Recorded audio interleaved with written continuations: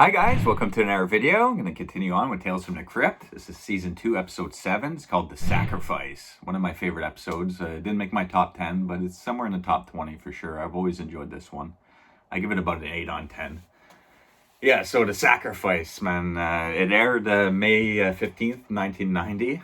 Long time ago. It's about 28 minutes long. It's got a solid cast all around, man. Especially, the main guy I love is Michael Ironside. So this is his first appearance in one of these episodes. And if I remember correctly, he's in like 2 or 3 other ones throughout the whole series. So yeah, Michael Ironside is always fun to watch.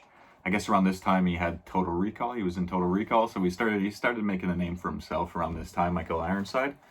Yeah, we got Kim Delaney, Kevin Kilner, Don Hood. I mean, it's a solid cast all around. This one's also directed by Richard Greenberg. I'm not too familiar with a lot of his work. It seems to be more like theater and plays, type of things like that. TV shows maybe. So yeah, it's directed by Richard Greenberg. Maybe the first episode that doesn't have a solid horror director attached to it, but still a phenomenal job. It has like a 50s film noir feel. So yeah, let's get into it. The opening credits there, we get like a lot of nice LA landscape type shots, great 50s type of dramatic music, we see our main character, Kevin Kilner, plays like an insurance salesman, and he's driving through LA, for the opening credits.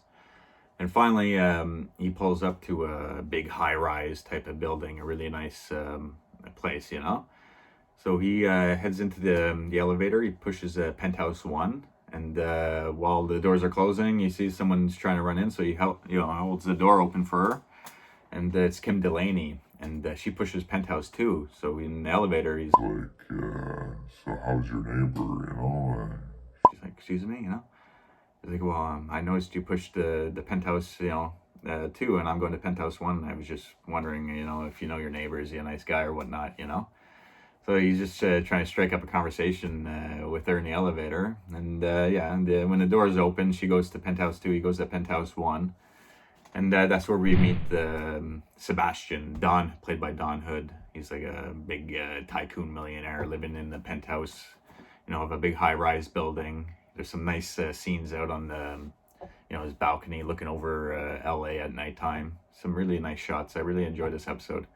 But yeah, when he gets there, Don's like, Don Hood, the Sebastian guy, he asks Kevin Kilner. He plays Jim in this episode. So he's like, don't you want to know how I got your name, And he's like, oh yeah, why did you, ask me to come, because they don't know each other. It's like, I know your boss, James, We go way back. It's like, oh, okay. He's like, anyways, but now we see why, this guy has lots of money. He tells the guy, he's like, listen, you want my business? I want 30% of your commission. If not, then I'll take my business elsewhere, And it's a big, for him, it's a big guy to land, for his company, So he agrees to giving 30% of his commission to him afterwards there, we find out. But yeah, so when that's all said and done, he's like, I'll just have the doctor check you out, make sure, you have a clean bill of health and everything. And Kim Delaney walks in. And we find out that the Don Hood character, Sebastian, he's a huge millionaire, and he bought both penthouses, He doesn't like having neighbors that he doesn't know and all that, he says. So he has both penthouses. And that girl in the elevator was his wife, So she shows up. She's like, doctor for what, It's just I just like to check, check him before we go through with the insurance and everything. So once he leaves out of there, but he also, she asks him, where do you live, And he's like, at the marina. He lives on a boat, the Kevin Kilner salesman character. He lives on a boat at the marina. It's called the Why Not, his little boat. So she gets that little information from him, and the next day she shows up at the marina, surprises him at the boat. Well, I guess he's not too surprised. He's like, usually the wives come a lot sooner, I think he says, when she shows up, because, their rich husbands are making changes to their will or their insurance, and they want to understand, they want to know what the heck is going on, So, of course, she's like, I'll be very helpful, for any. information, type of stuff. So yeah, of course, cue the love scene, You got the like saxophone going on, got a little love scene going on there. And then, but after the love scene, they're talking in bed, and he says to her, the doctor says your husband's going to live to 104 years old, barring an accident, So that's where he comes up. He's like, it'll be easy. I'll make it look like an accident, And yeah, we can be together. He's like, oh, you're all I ever wanted, So he's willing to kill the rich guy for his money and his wife. At first she's like, no, I couldn't possibly do that. He's like, you wouldn't have to do anything, And so I guess that night or whatnot, he shows back up, for the paperwork and everything to show Sebastian. And he's like, oh, let's celebrate, and he hands him the envelope with the 30% commission. So the rich guy's happy. He's out on the balcony talking about the city, everything's great. And while his back is turned towards, Jim, the salesman, he friggin' pushes him right over, man. Like, ooh, it's creepy, He really shoves him good. But there's like a bit of a struggle. He's kind of like holding onto the railing, the rich guy, and Jim has to really push him down, So yeah, it looks good when he falls from the building, though. It's well done, very good episode. So I mean, pretty much every character is like, it's got like bad, got a bad side or bad traits to them. So the wife is, she was down with her husband getting killed for the money, and the salesman wanted to kill the rich guy for the money and the girl. It's all like it fits the bill for like a 50s film noir. So yeah, after the guy is dead and everything, she calls the cops. She has to call it in, make it sound like an accident and whatnot. And he's hiding. I guess he's hiding, but it's kind of strange the next scene if he is hiding, because he's overlooking her talking to the two cops, and there's like this room with tons of birds and like a parrot and everything. So he's watching them from there, and the cops said, your husband agreed to take out a $10 million life insurance in your name or something like that, where she would have got $10 million.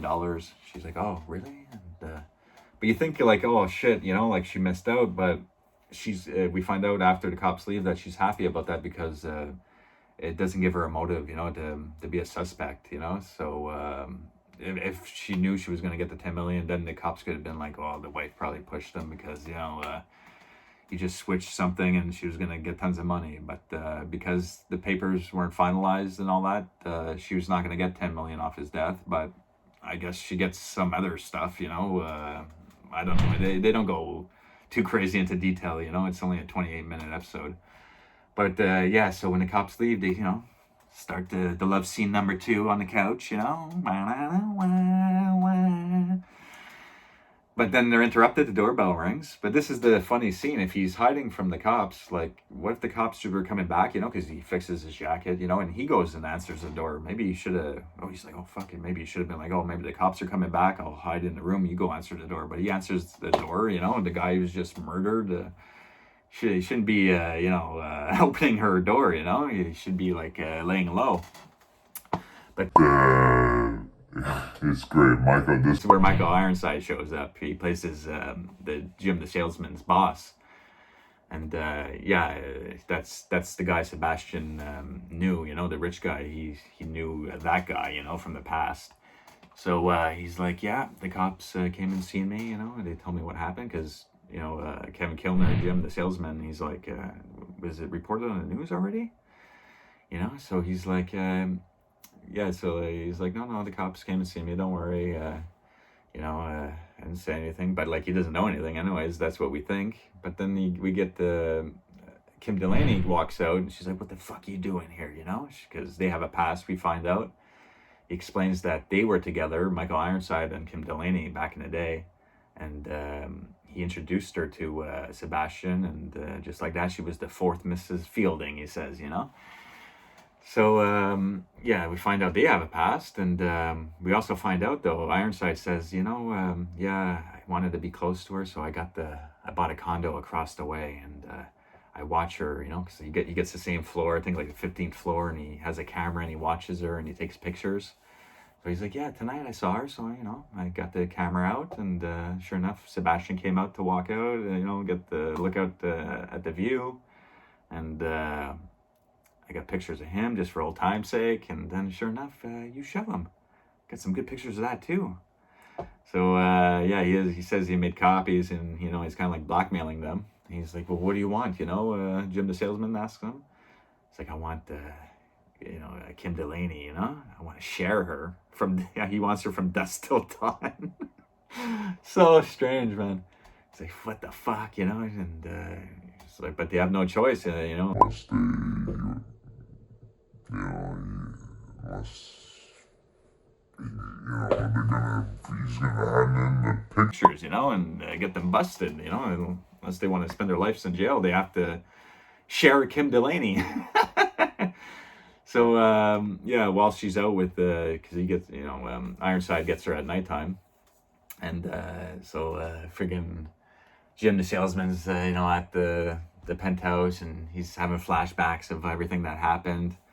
And she shows back up that morning, but we find out it's like been 3 months this has been going on, So 3 months has gone by with this sharing business, and she's like, oh, she's stumbling in, and he's like, what do you make you do this time, And all this nonsense. So yeah, he's like fed up at this, and she's like, no, we got to keep doing it, or he's gonna give in the pictures, So there's really nothing they can do, and so she goes back in the next night, and shows back the next morning, and Jim isn't at the place. So she goes over to the boat, his little boat at the marina, and she goes and sees him there, and yeah, he popped tons of pills, and he's dying on the bed.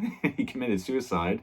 He wrote a letter, saying that he takes full responsibility for the rich guy's death, and the wife didn't have anything to do with it. And she reads the letter, and he's dying on the bed, and she takes his lighter and starts burning the letter, and we're like, what the hell's going on, So she walks out to the car, and Michael Ironside's sitting in there, and they seem really happy, like nothing's wrong, So what really happened was, I guess, Ironside and that Kim Delaney girl set this whole thing up from the beginning, So the past 3 months of sharing, wasn't really hard on her. She was hoping the guy would lose his mind and confess eventually, or maybe kill himself, or I don't know. But it worked out for those two, kind of like dark characters in this story. Usually we get justice and a happy ending, but we get a happy ending for these two shady characters. Just overall, a really fun episode, man. I love the LA filming locations. The cast is solid. Yeah, I really always find this episode enjoyable to watch. So I hope you enjoyed, guys. Until next review, take care. Bye. I don't wanna take it anymore. I'll just lay here locked behind the door. Just no time to stop and get away. 'Cause I work so hard to make it every day. Ooh. Ooh.